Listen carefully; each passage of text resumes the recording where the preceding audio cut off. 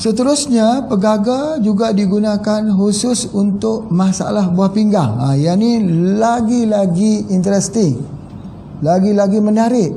Kerana buah pinggang kita, pegaga itu adalah juga sama seperti ginjal kita. Ada dua ginjal kita, ya. Pegaga itu juga kita gunakan pertama sekali untuk radang di atas buah pinggang kita.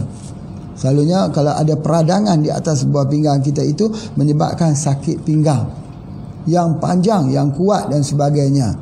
Dan kemudian bukan hanya sekadar itu saja, tetapi boleh menyebabkan kerosakan kepada buah pinggang tersebut.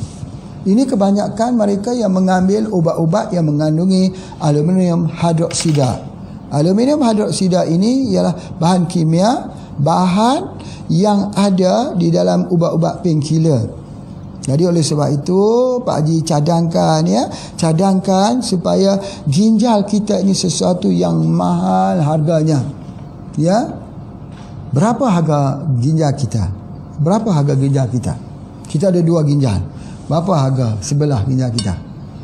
Ada RM5,000, ada RM30, ada RM1,000. Sebelah itu kalau ginjal yang elok harganya RM300,000. Kalau yang biasa mereka pergi buat pertukaran ginjal di Guangzhou di negeri China, RM10,000. Kadang-kadang kita tak tahu ginjal siapa. Ginjal orang yang ditembak matikah? Ginjal dalam perdagangan organ manusiakah? Ginjal orang yang dihukum matikah? Kita tidak tahu. Tetapi ramai orang yang pergi buat situ, iaitu pemindahan ginjal, berikan ginjal baru. Tapi kena ingat, tubuh badan kita kalau dia sudah tak sesuai dengan ginjal baru itu, dia bengkak. Selepas kita buat saja pemindahan ginjal, tiba-tiba seminggu kemudian bengkak seluruh muka kita, berartinya sudah tidak tertolong lagi. Inna lillahi wa inna ilaihi raji'un. Apa salahnya kita minum pegaga sehari-hari? Kenapa kita tak mau ambil pegaga? Apakah kerana ambil pegaga itu kita ni malu disebut sebagai orang kampung, orang desa? Pak Haji tak rasa malu orang sebut kita orang kampung? Biarlah. Orang kata Pak Haji kampung. Alhamdulillah. Ya, dengan kampung inilah kita dapat sumber-sumber yang baik daripada alam. Mengkudunya, perianya, kita dapat mendengar bunyi kokokkan ayam jantannya, bunyi itiknya, bunyi hujannya yang turun pada waktu malam. Jadi oleh sebab itu maka tidak jadi hina kita, tak jadi rendah kita kalau kita gunakan pegaga. Tak rendah nak. Ambillah, selamatkan ginjal. Hari ini orang membuka tempat-tempat rawatan hemodialisis bagai jamur. Jamur tu apa? Cendawan tumbuh di musim hujan. Daripada Perlis sampai ke Sabah kita telah berjaya. Kalau Indonesia daripada Sabang sampai Merauke, ya, banyak tempat hemodialisis. Sekali hemodialisis tu 4 jam. Seminggu 2 kali. Tunggu 4 jam seminggu 2 kali, 2 minggu 5 kali. Masya Allah, Masya Allah. Boleh tak sebelum kita sakit ginjal kita minum pegaga? Boleh atau tidak? Ya, kecuali kalau kita sendiri suka-suka mau cuci ginjal kita. Kita suka-sukalah Pak Haji, biarlah kita cuci ginjal itu. Kalau sikap kita begitu, ya bismillah, teruskan. Tapi jangan salahkan ya kepada takdir, kerana kita yang pilih. Ya, bahawa yang mencuci ginjal ini kalau dalam pengubatan herba daripada pengalaman Pak Haji, ya, yang pertama dia perlukan kepada pohon-pohon yang diperkenali sebagai pohon-pohon monocotyledon. Seperti pohon apa? Seperti mana akar lalang, seperti mana akar bambu, seperti mana akar daripada akar padi. Boleh kita guna akar jagung, rambut jagung. Kesemuanya itu tumbuh-tumbuhan yang mempunyai daun yang urat selari saja. Kemudian akarnya itu akar dalam bentuk akar serabut. Ya, ada buku, ada ruas. Itulah dia obat. Sama seperti ginjal kita. Ginjal kita seperti ruas itu juga.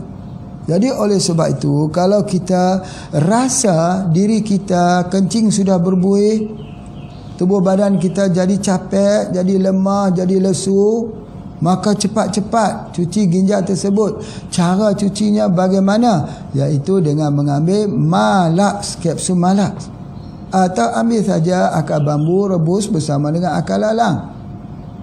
Itu di antaranya. Dan ambil juga pegaga. Jadi pegaga ni baik sekali untuk ginjal.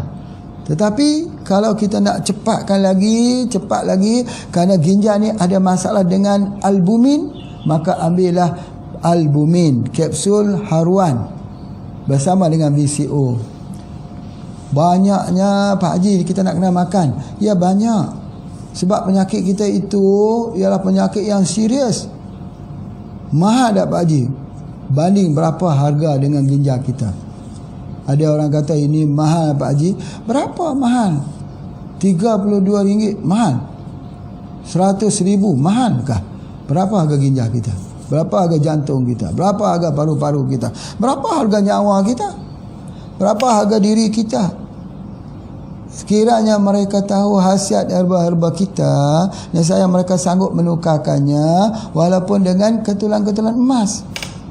Itu Pak Haji sebut tahun 1997 lagi. Kalau mereka tahulah herba-herba yang dikeluarkan oleh HPA ni bukan herba main-main, bukan herba gurau-gurau, nescaya mereka sanggup mengeluarkan wang berapa banyak pun. Sebab apa? Sebab ini adalah merupakan satu tradisi pengobatan sambung menyambung, warisan demi warisan, generasi by generasi. Untuk apa? Untuk keselamatan dan kesihatan pada tubuh badan kita. Kalau kita menerima suplemen, kenapa tak boleh terima herba? Kalau kita boleh menerima vitamin-vitamin yang dijual di farmasi, apoteker, kenapa kita tak boleh terima herba? Kan sudah ada vitamin dalamnya. Kalau kita boleh menerima minuman-minuman, junk food, atau makanan-makanan segera, junk food, instant food, kenapa tak boleh terima herba-herba yang kita kenali sebagai herba-herba functional food? Ubah kita hidup dalam keadaan yang lebih sihat.